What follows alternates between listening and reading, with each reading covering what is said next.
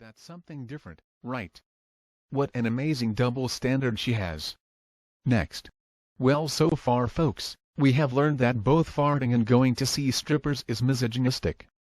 Unfortunately for me, those just happen to be my two favorite hobbies. But I guess an interesting question might be, if a male stripper lets loose a loud smelly fart during a strip show, does his male privilege prevent the female audience from being offended? While you contemplate that deep and meaningful question, I'm moving on to the next article. Well, considering I practice my male privilege with the occasional fart, and find the female form a pleasant thing to look at, maybe the next article I should examine from Glosswitch is Men in Feminism, How Do We Preach to the Unconverted? We live in a world in which most men neither notice nor care about the broader context in which women's voices are suppressed. Can anything be done? And I think she has a point here, women's voices are obviously oppressed. I mean, a leading publication wouldn't hire a woman to write about such topics as farting being a form of the male oppression of women. Oh, hold on. Anyway, let's get stuck into the Men in Feminism article. She starts off with, spend enough time staring misogyny in the face and you'll probably end up wanting to flee to a woman-only island, as far away as possible from male civilization. Certainly it's a scenario I've considered. Pros, no men. Cons, I'd want to bring my sons, perhaps even my partner, and no doubt some purist, looking not unlike Tilda Swinton in The Beach, would object. So for the time being I am, like most women, stuck here among the men. Well, that first paragraph definitely sums her up perfectly. And her brand of feminism. For the record, if she ever wants to start a fundraiser to buy an island in the middle of nowhere for feminists like herself, I'll be the first to make a donation. As no doubt our so-called male civilization could benefit from a few less bigots. Speaking of bigots, who does her form of bigotry remind me of? Let me think. It's on the tip of my tongue. It's a group that blames all the world's woes on another group, and wishes for segregation. Who could that be? I'm sure it will come to me. Next. My only hope is that one day, the men might change. It might seem a pathetic hope to cling to, after all, tradition states that men are men and it's only women who must constantly adapt, but what else do we have? Masculinity is both costly and murderous. We simply can't afford to ignore it. And here, folks, is the very reason why I'm an anti-feminist.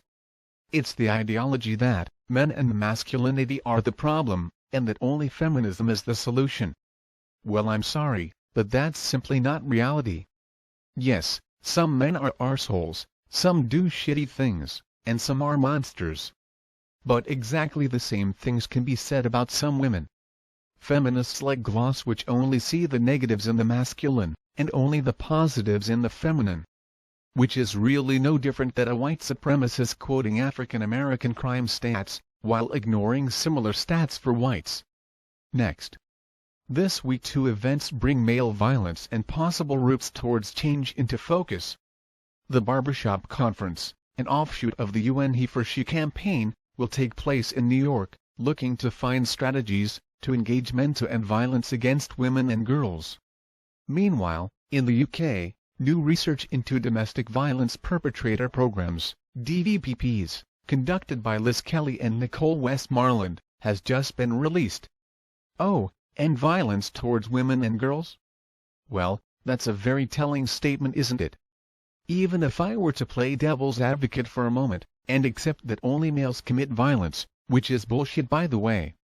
But if for the sake of argument I was to accept it, then the obvious question that should be asked is, why only girls? Why not the statement, boys and girls, or more simply, children? Are only female children in danger of violence? Or do male children simply not count? And of course it also ignores the fact that most violence against children is done by mothers. Like in this lovely story. Georgia woman tries to perform sex change operation on her 4-year-old son in Burger King bathroom. A standoff at an Atlanta, Georgia Burger King nearly ends in tragedy after a mother tries to castrate her son in an attempt to make him a woman before school starts. Laura Lambert, 25, was arrested on Wednesday and booked on charges of child abuse, child endangerment and assault. According to police reports, Lambert was seen scolding her son in the Burger King play area, telling him, "I told you not to wear that shirt.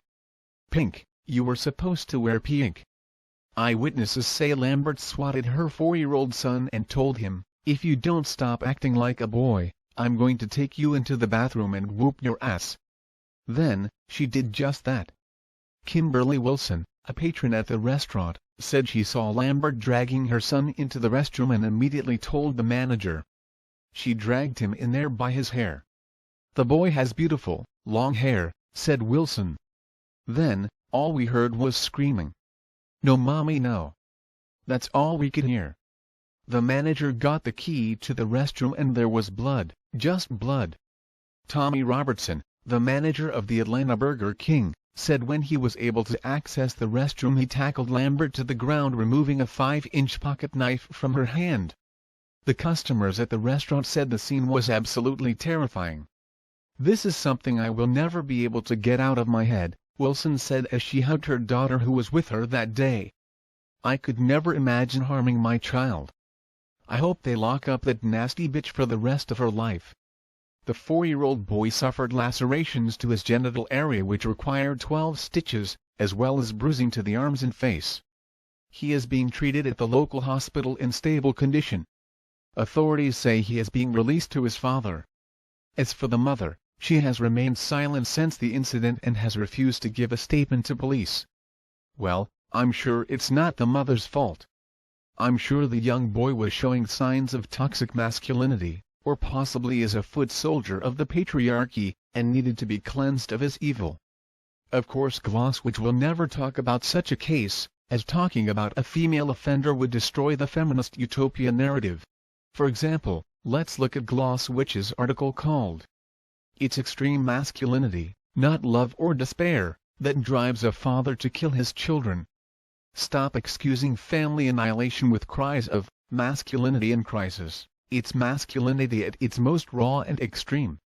Sometimes you could be forgiven for thinking that the most loving fathers are those who slaughter their children in the most horrific way possible.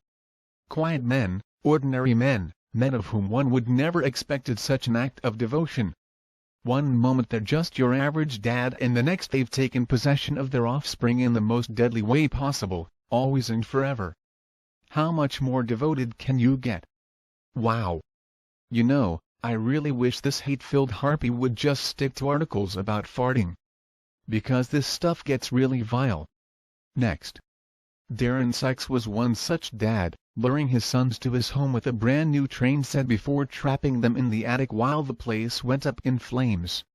His eldest son, Jack, survived long enough to tell police, "My dad did it on purpose." His younger son, Paul, died at the scene. According to his boss, Sykes was a devoted father, to the point of being obsessed and boring. Clearly, it takes some devotion to kill your sons so that no one else can have them. Even more to do so in a way that would leave them fully aware of what was going on. While one might not wish to order different types of male violence into any kind of hierarchy, family annihilation, where a father kills his own children before taking his own life, is surely the cruelest. No one could read of the anguish of Claire Throssell, mother to Jack and Paul, without feeling utterly horrified by the grief she must now endure. And yet it is this form of male violence which also brings out the most tact in newspapers, which have no qualms about writing off other forms of behavior as simply monstrous. A father who rapes his children is an aberration. One who burns them alive or slashes their throats? He gets to be at best a puzzle, at worst a victim himself. So once again, she is only looking at cases of males doing this, while ignoring mothers who do the same thing.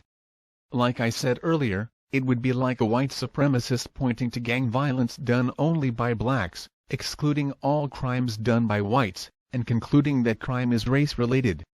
So for the full story, let's look at the other side. And let me be clear here, I'm not suggesting that this type of crime is done only by mothers, or done by all or most mothers. I'm simply presenting the other side of the story, which is conveniently left out by Glosswitch, as it suits her. Men are the problem, feminism is the solution, ideology. Wisconsin mother accused of trying to kill 4 of her 6 kids to spare them pain of her divorce. A Taylor County mother who wanted to spare her 4 youngest children the pain of her pending divorce tried to asphyxiate them with carbon monoxide so the 5 of them could be in heaven together, prosecutors said Thursday. Children stabbed to death in the Cairns suburb of Manoora. The father of a girl killed in the horrific Cairns massacre said she should have been celebrating her 14th birthday with the family today. Instead, he and his wife are trying to come to terms with her brutal murder and find answers for why the violent crime was committed. The couple broke down in tears when they learned that their teenage daughter had been murdered along with 7 other children at her aunt's house. The other children were all siblings, 3 girls aged 12, 11 and 2 and 4 boys aged 9, 8, 6 and 5, police said today. Cairns Police Detective Inspector Bruno Isnikar said 5 fathers were distraught by the news of the deaths of their children, according to the Cairns Post. Mother, tortured and killed her children before forcing sibling to put body in freezer. A teenager has described to authorities how her mother killed 2 of her siblings and forced her to put one of the bodies in the freezer at their Michigan home.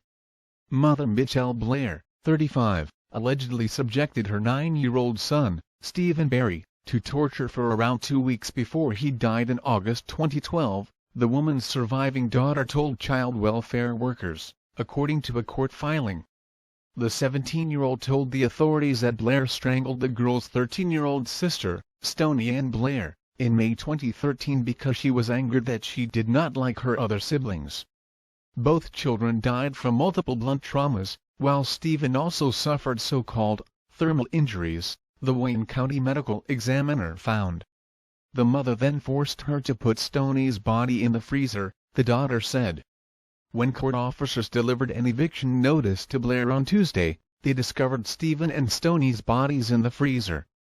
Florida mom kills her 2 teens, self in murder-suicide month after divorce. Richard Berman, 51, found his bullet-ridden children, Alex, 16, and Jacqueline, 15, and their mother, Jennifer Berman, 48, dead of a suicide in their West Palm Beach home Monday morning, just hours after he received an email from the maniacal mom threatening harm to their shared children. Cops released the disturbing 911 calls from the moment Richard Berman and a neighbor discovered the bodies Monday morning.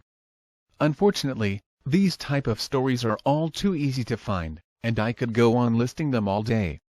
But I think we have established that this is a crime committed by both mothers and fathers, and in reality has nothing to do with toxic masculinity, or male entitlement, or any other such bullshit. Some parents who kill their children have mental health issues. Some have emotional issues. And some are simply just monsters. But let's get back to Glosswitch and see her take on this.